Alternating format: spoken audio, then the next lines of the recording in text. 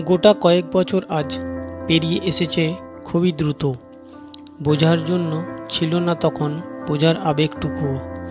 সেই বসন্তের হলদে ঝরা পাতার মাঝে বসেছিলাম দোলন চাপা গাছের তলে এক পার্কের বেঞ্চিতে।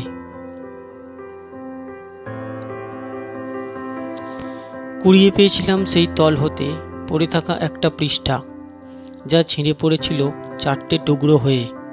আবেগের বশে জড়ো করে মিলাতে থাকি পাতার লাইনগুলো, কেমন যেন ছন্দে ছন্দে ফুটে ওঠে পাতার টুকরোগুলো।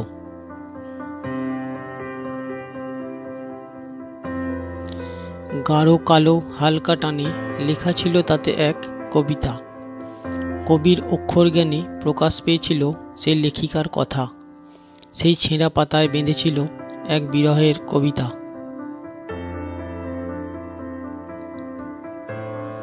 আমাদের সব হলো, দেখা হলো, কথা হলো, হলো স্বপ্ন দেখা, কিন্তু একসাথে বসন্ত দেখা হলো না। আসলে না কখনো আমাদের মাঝে পূর্ণ বসন্ত।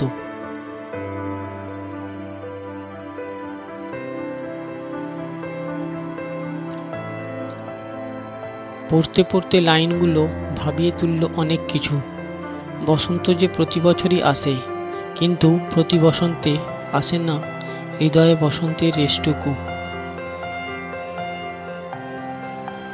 তারপরে বসন্তের শেষ কটা দিন এসেছিলাম সেই লেখিকার খোঁজে, দোলন চাপার তলে সেই ছেঁড়া পাতা হাতে।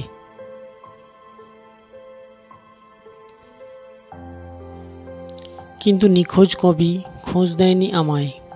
বসন্ত শেষে আবার গজায় নতুন কচি পাতা, তাদের থাকে কেবল হলদে হয়ে যাওয়ার অপেক্ষা।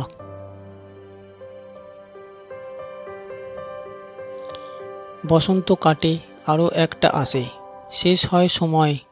এইভাবে কেটে যায় কয়েকটা বছর, কেটে যায় কয়েকটা ফেলে আসা বসন্ত। তবু নিখোঁজ কবির খোঁজ মেলে না।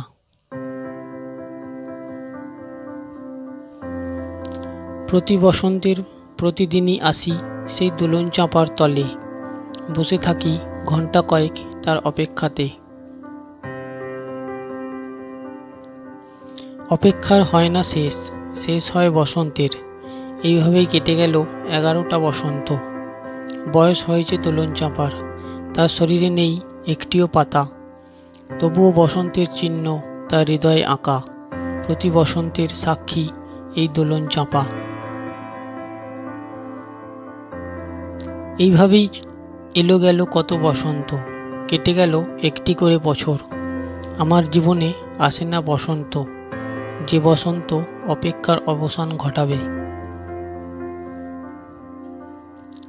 প্রতি বসন্তের মাঝে খুঁজে পাই না আমার বসন্তকে, খুঁজে পাই না সেই নিখোঁজ লেখিকাকে।